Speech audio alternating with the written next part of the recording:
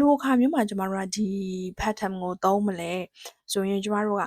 object နှစ်ခုပြောဖို့ရေးဖို့လိုတဲ့အခါမှာကျမတို့ကအဲ့လို sentence တွေကိုတိဆောက်တဲ့အခါမှာကျမတို့ကဒီ pattern ကိုကျမတို့ထည့်ပြီးသုံးရပါတယ်ရှင်အဲ့ဒီဟာကိုကျမတို့အမြဲတမ်းငယ်ငယ်တည်းကခေါ်လာတဲ့ direct indirect pattern ပေါ့နော်အဲ့ဒီ pattern ကိုကျမတို့ထည့်ပြီးသုံးရပါတယ်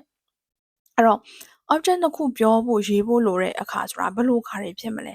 အဲ့ဒါကိုကျမတို့ချက်ကြည့်ကြည့်အောင်ဘယ်လိုအခါတွေဖြစ်မယ်လို့ထင်လဲရှင်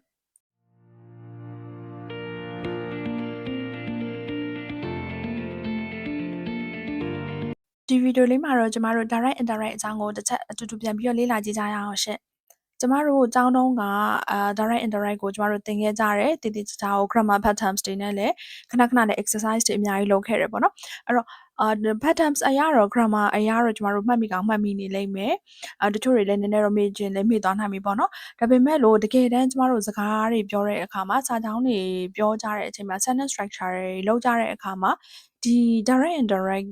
ကိုဘယ်လိုမျိုးအဆင်ပြေအောင်ထည့်သုံးရမလဲဘယ်လိုအချိန်တွေမှာကျမတို့သုံးရမလဲဘယ်လိုအနေအထားဘယ်လိုအခါတွေမှာကျမတို့သိချလေးသုံးရမလဲဆိုတာကို machine learning ဖြစ်နေတဲ့သူတွေတည်တည်ချာချာသဘောမပေါက်တဲ့လူတွေဆိုလို့ရှိရင်ဒီဗီဒီယိုလေးကိုတစ်ချက်ကြည့်ကြည့်ပေးပါဒီဗီဒီယိုလေးပြီးသွားလို့ရှိရင်ကျမတို့ direct indirect ကိုဘယ်လိုမျိုး sentence structure ထဲမှာတည်တည်ချာချာထည့်သုံးမလဲဆိုတာကိုရှင်းရှင်းလင်းလင်းသဘောပေါက်သွားပါလိမ့်မယ်ရှင်အဲ့တော့ကျမတို့စလိုက်ကြအောင်ရှင်အဲ့တော့ direct indirect ပေါ့နော်အဲ့တော့ direct indirect ဆိုတဲ့ဟာကဘယ်လိုဟာမျိုးလဲဘယ်လိုအခါမျိုးမှာကျမတို့သုံးရမှာလဲဒီကိုအရင်ဆုံးမကြည့်ခင်ကျမတို့ဒီဟာလေးကိုတစ်ချက်ကြည့်ကြည့်ရအောင်ရှင်ကျမအရှိရဗီဒီယိုတွေမှာလည်းကျမပြောခဲ့ဘူးပါတယ်ပြောပြခဲ့ပါတယ်ကျမတို့အင်္ဂလိပ်စာမှာ sentence pattern ပေါ့နော်ကျမ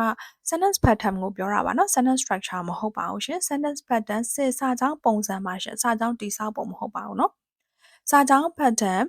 ဒီ sentence pattern ၄မျိုးရှိပါတယ်အဲ့ဒါကဘာလဲဆိုလို့ရှိရင် subject ကလုပ်တဲ့စာကြောင်း subject ကဖြစ်တဲ့စာကြောင်း subject ကခံရတဲ့စာကြောင်း subject ကမေးခွန်းစာကြောင်းဒီ sentence pattern ၄မျိုးနဲ့ပဲအင်္ဂလိပ်စာကိုတစ်ချက်မှတ်ကြည့်ပါဒီကျမတို့အရင်ဆုံးပေါ့နော် direct indirect ကိုတစ်ချက်မပြောခင်မှာကျမတို့ဒီ subject ကလုပ်တဲ့စာကြောင်းကိုတစ်ချက်ကြည့်ရပါမယ်ရှင့်အဲ့တော့ subject ကလုပ်တဲ့စာကြောင်းမှာကျမတို့အနောက်က subject ပြီးလို့ရှင်ဘာလာလဲဆိုရှင် verb ကလာတယ်ပေါ့နော်အဲ့တော့ subject လို့ပြီးရင် subject plus verb အဲ့ဒီ verb ဒီဘာ verb လဲဆိုရှင်ကျမတို့ကလုပ်တဲ့စာကြောင်းမှာလုပ်တဲ့ verb ကိုလာရပါတယ်ရှင်လုပ်ချင်းကိုဖြစ်တဲ့အတွက်ကြောင့် action ပါသွားပြီပေါ့နော်အဲ့ဒီ verb ဒီကျမတို့ action verb ပါရှင်အဲ့တော့ subject ကလုပ်တဲ့စာကြောင်းမှာ subject ပြီးလို့ရှင်နောက်ကလုပ်တဲ့ verb လာရမယ်အဲ့ဒီလုပ်တဲ့ verb ဒီ action ပါတဲ့ verb ပါနော်အဲ့တော့ကျမတို့ကဒီ subject ကလုပ်တဲ့စာကြောင်းကိုကျမတို့နှစ်မျိုးခွဲလို့ရပါတယ်ဆိုတော့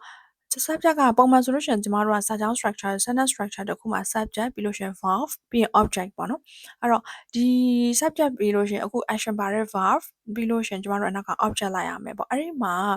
ကျမတို့ကစာကြောင်းမှာနောက်ထပ်နှစ်မျိုးထပ်ခွဲရတယ်နှစ်မျိုးထပ်ခွဲလို့ရတယ်ဘာလဲဆိုလို့ရှိရင် object လို့မလို့တဲ့ verb နဲ့ object လို့တဲ့ verb ဆိုပြီးတော့နောက်ထပ်နှစ်မျိုးထပ်ခွဲပါတယ်ရှင်အဲ့တော့ object မလိုတဲ့ verb ကိုကျမတို့က intransitive verb လို့ခေါ်ပါတယ်။ဘာလဲဆိုလို့ရှိရင်ကျမတို့ဒီဟာပါပေါ့နော် intransitive verb object direct object မလိုတဲ့ verb ပေါ့နော်။နောက်တစ်ခုကကြတော့ object လိုတဲ့ verb အဲ့ဒါကိုကြတော့ကျမတို့က transitive verb လို့ခေါ်ပါတယ်။အဲ့တော့ transitive verb မှာနောက်မှာတော့ကျမတို့ object လိုက်ပါမယ်။ subject လိုတဲ့လောက်တဲ့စာကြောင်းမှာအဲ့လိုနှစ်မျိုးရှိပါတယ်ရှင်။အဲ့ဒီတော့ direct indirect ဆိုတာကကျမတို့အရှင်းဆုံးနဲ့အတူချုပ်ပြောရမယ်ဆိုလို့ရှိရင်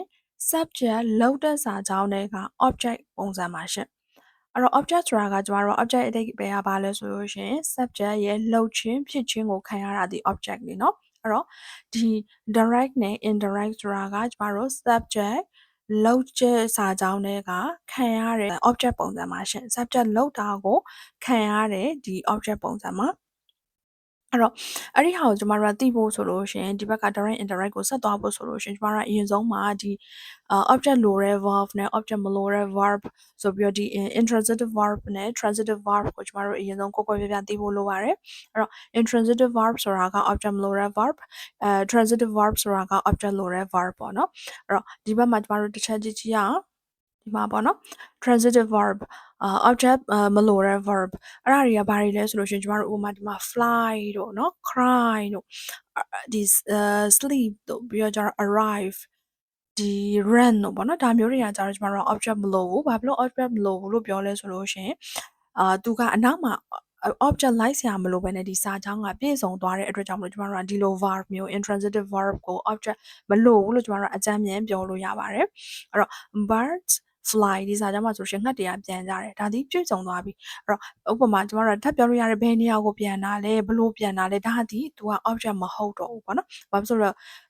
subject ကလောက်တာကိုခံရတာမဟုတ်တော့ဘူးပေါ့နော် subject ကဘလို့လောက်တာလဲဆိုတော့သူဒီ subject complement ဖြစ်သွားပြီပေါ့အဲ့ဒီဟာကိုတော့ကျမနောက်ထပ်ဗီဒီယိုတွေမှာတစ်ချက်ထပ်ပြီးတော့ subject complement အကြောင်းကိုတည်တည်ချာချာထပ်ပြီးဗီဒီယိုလေးနဲ့ထပ်ရှင်းပါမယ်ရှင်အဲ့တော့ဒီဗီဒီယိုထဲမှာတော့ကျမတို့ဒီ object အကြောင်းပဲတစ်ချက်focus ထားပြီးတော့တစ်ချက်ကြည့်ကြည့်လိုက်ရအောင်เนาะအဲ့တော့ဒီလိုဟာမျိုးပေါ့ the baby cried ခလေးကငိုခဲ့တယ်ဒါဒီပြေဆုံးနေပြီshe slept early သူစောကြီးအိပ်သွားတယ်ဒီနေ့မှာ slept ဒီဟာဒီ intransitive verb ready early ဒီကျမတို့ object လားဆိုမဟုတ်ပါဘူးเนาะဒီ early ဒီကျမတို့ object မဟုတ်ဘူးသူဒီ adverb ပါ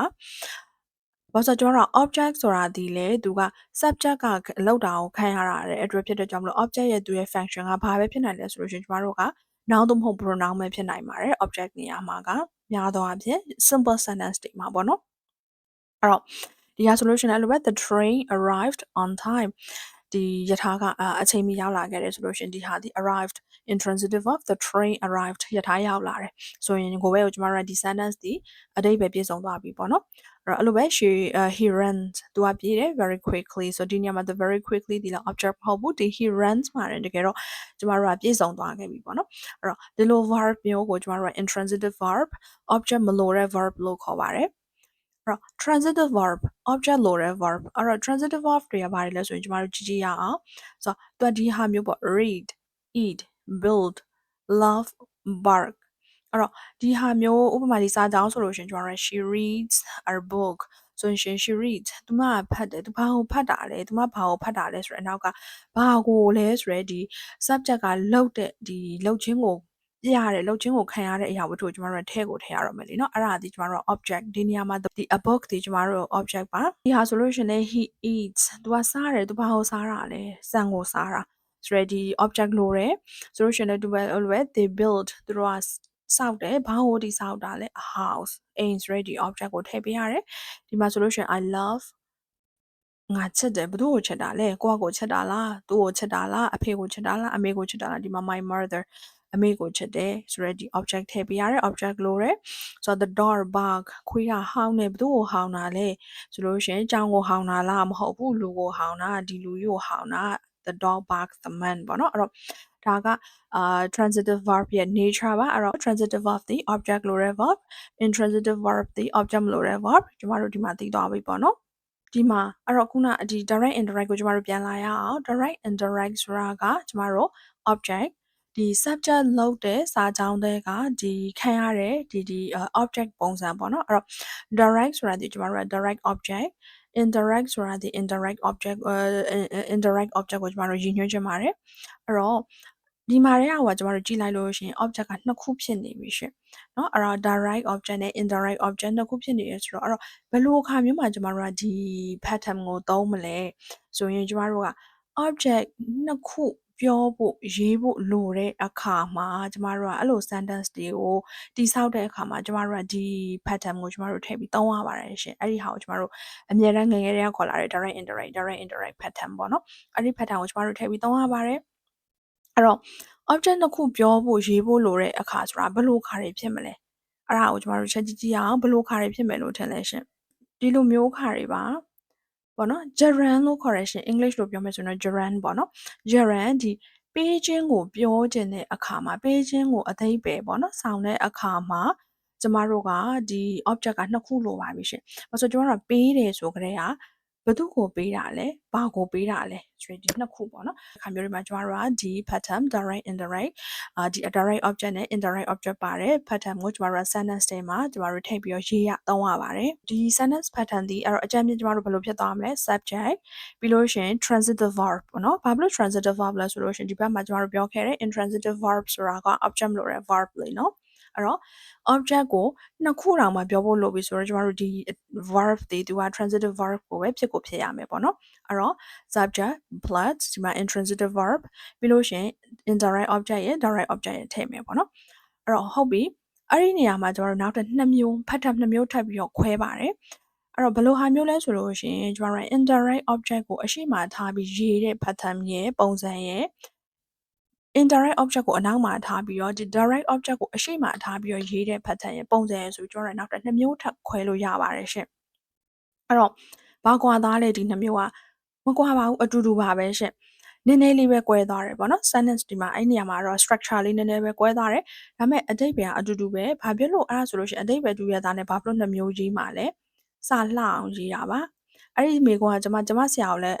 မေးခဲ့ဘူးတယ်ပေါ့နော်ဘာဖြစ်လို့လဲဒီဟာကြီးကိုဘာဖြစ်လို့ရေးရတာလဲဆိုရင်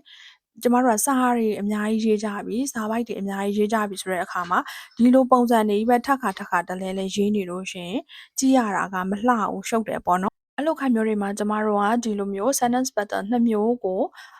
အလှည့်အပြောင်းနဲ့ပေါ့နော်အဲ့လိုမျိုးကျမတို့ရေးပြီးတော့သုံးတဲ့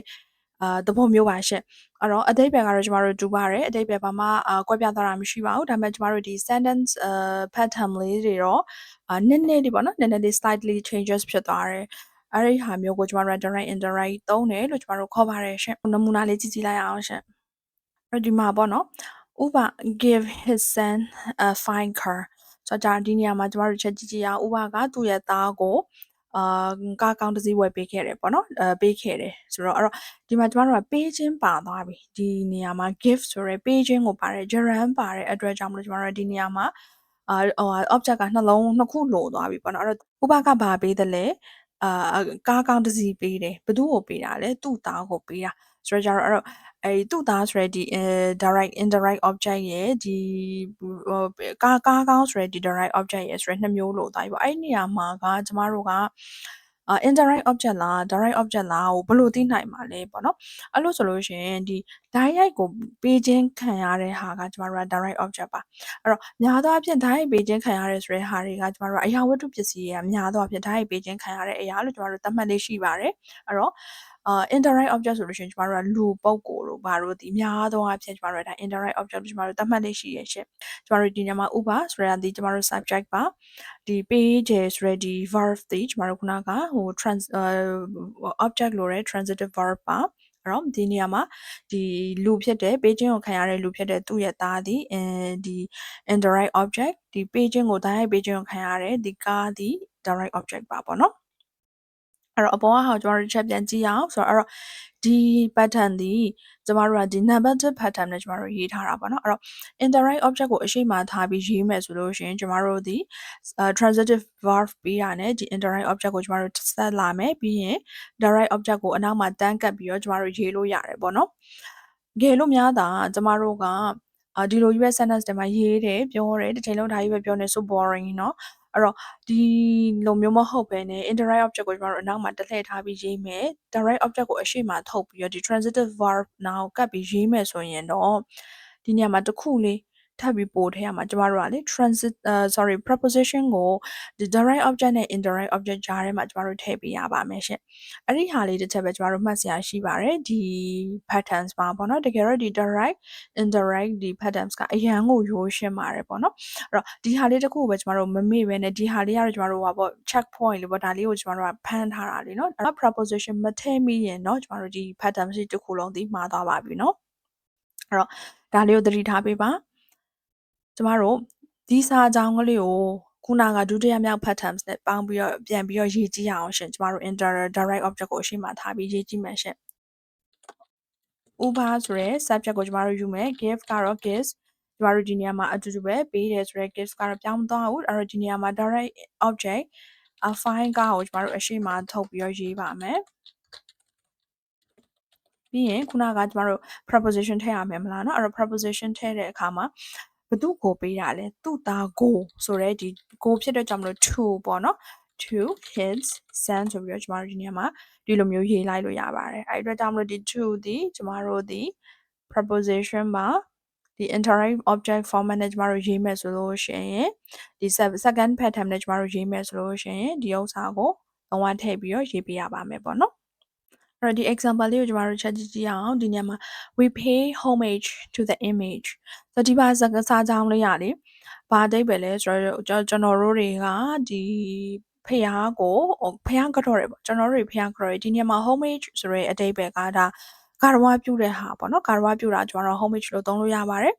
အဲ့တော့ဒီနေရာမှာ image ဆိုတဲ့ဟာဒီဒါရုပ်ပုံကြီးမဟုတ်ဘူးပေါ့နော်ရုပ်ပုံလို့ကျွန်တော်တို့ဘာသာမတော်မပြန်မယ်နဲ့ဒီကလုံးအရဆိုလို့ရှိရင်ဒါ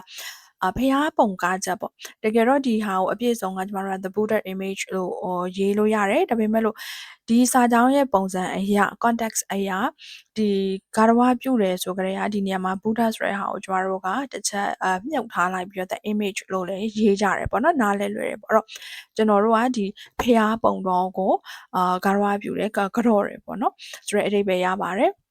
ဒီညမှာကျမတို့ကလေနားလည်မှုလွဲသွားတတ်တယ်ရှင်အဲ့တော့ပေးခြင်းကိုပြတဲ့ gerund ဆိုလို့ရှင်စိတ်ထဲမှာထင်ကြတာကဒီ transitive verb ဒီ give ဆိုတဲ့ transitive verb ပဲဖြစ်ရမယ်လို့အများသောအားဖြင့်တခါလေမှနားလည်မှုလွဲပြီးတော့မှတ်တတ်ကြတယ်ပေါ့နော်အဲ့တော့ဒီနေရာမှာဒီပေးခြင်းကိုပြတဲ့ gerund ဖြစ်တဲ့ transitive verb ဒီ give လည်းဖြစ်နိုင်တယ်လို့ဒီလိုမျိုး pay လည်းဖြစ်နိုင်ပါတယ်အဲ့တော့ तू ကပေးခြင်းကိုအတိတ်ပဲဆောင်တဲ့transitive verb ကိုပါเนาะအဲ့တော့ give ရမှာမဟုတ်ပါဘူးတခြားသောပေးခြင်းကိုအတိတ်ပဲဆောင်တဲ့ transitive verb တွေဆိုရင်ကိုကျမတို့ကဒီ pattern direct indirect pattern ကိုကျမတို့သုံးရပါမယ်အဲ့တော့ဒီနေရာမှာဆိုလို့ရှိရင်သူကပေးတယ်ဘာပေးရလဲ homage ကာရဝပြုတာเนาะ attention ပေးတယ်ဘာကိုပေးရလဲဆိုတော့ဒီမှာ the image ဆိုတဲ့အတွက်ကြောင့်မလို့အဲ့တော့ direct ခံရတဲ့ direct object ကိုကျမတို့အရှိထားထုတ်ပြီးရတဲ့ကြောင့်မလို့ the image ဆိုရဲဒီပေါ့နော်Buddha image ပေါ့ဒီ image ဆိုရဲဒီ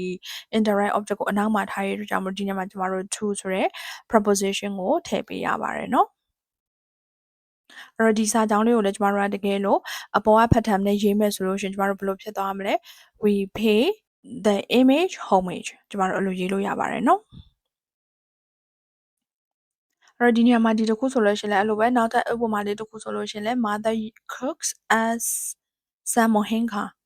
ဆိုတော့ဒီနေရာမှာ cooks တီကျမတို့transitive verb ပါဒါဘာအတွက်လဲဆိုကျမတို့အတွက်ချက်ပေးတာကျမတို့စားဖို့အတွက် give ဆိုရဲဒီအတိတ်ပဲသဘောတရားကိုဆောင်းတဲ့အတွက်ကြောင့်မလို့ cooks တီလဲကျမတို့ဒီ object နှစ်ခုလိုပါတယ်ဘာကိုချက်ပေးတာလဲမွန်ဟင်္ဂါကိုချက်ပေးတာဘသူတွေအတွက်ချက်ပေးတာလဲကျွန်တော်တို့အတွက်ချက်ပေးတာကျမတို့ object နှစ်ခုလိုတဲ့အတွက်ကြောင့်မလို့ဒီလိုမျိုး sentence pattern မျိုးမှာsentence structure မျိုးမှာကျမတို့ဒီ pattern ကိုထည့်သုံးပါတယ်เนาะအဲ့တော့ဒီနေရာမှာဒါဒီ indirect object ဆာမဟွင်းကဒီ direct object ပါเนาะအဲ့တော့အခုဒီ direct indirect နဲ့ပတ်သက်တာလေးကိုကျမတို့ practice လေးများများလုပ်ပါပြီးလို့ရှိရင်ဒီလိုမျိုး direct indirect နဲ့ပတ်သက်တဲ့ page နဲ့ဆိုင်တဲ့အကြောင်းအရာလေးတို့ကျမတို့ခဏခဏတွေးကြည့်ပြီးတော့ကို sentence လေးတွေတစ်ချက်တိဆောက်ပြီးတော့ရေးကြည့်ပါရှင့်ဒီ video ရဲ့ဒီ comment မှာလည်းကျမဒီ direct indirect နဲ့ပတ်သက်တဲ့ဒီ exercise လေးတွေချက်ပေးထားပါတယ်လုပ်ကြည့်ကြည့်ပါရှင့်ပြီးလို့ရှိရင် comment မှာကျမတို့အဖြေတိုက်လို့ရပါတယ်เนาะအားလုံးကိုကျေးဇူးများကြီးတင်ပါတယ်ကျမတို့ Skills Stream မြန်မာကတင်စားပါရှင်နောက် video လေးမှာပြန်လည်တွေ့ကြပါမယ်နော်